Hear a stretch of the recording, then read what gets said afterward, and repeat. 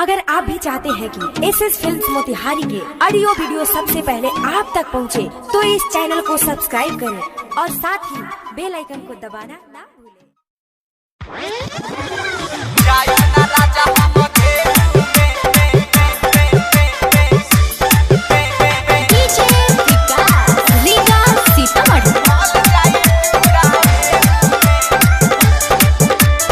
Krishna recording studio Delhi.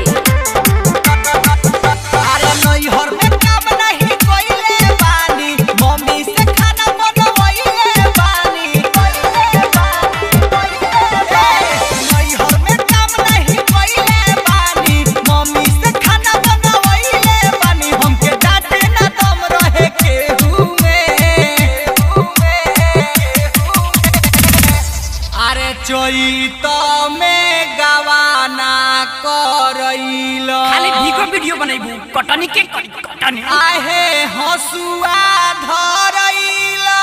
चलो चलो जाइब ना राजा हम गेहूं में, अरे होल जाई टूरा गेहूं में।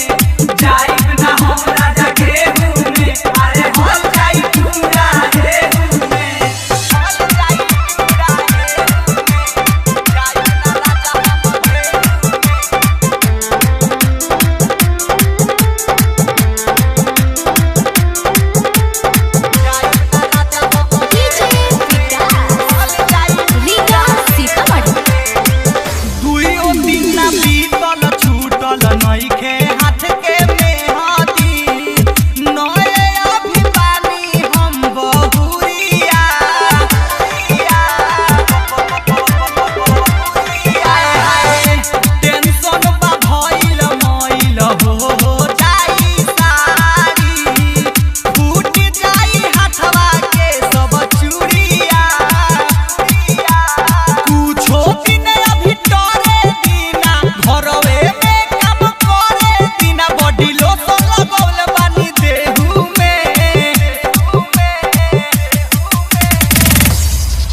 चोईतो में गवाना करइलो।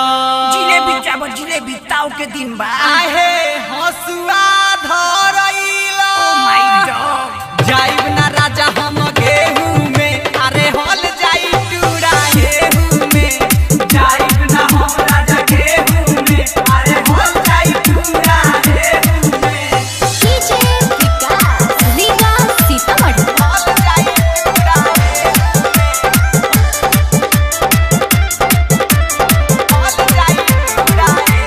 हाय हाय नरम बच्चा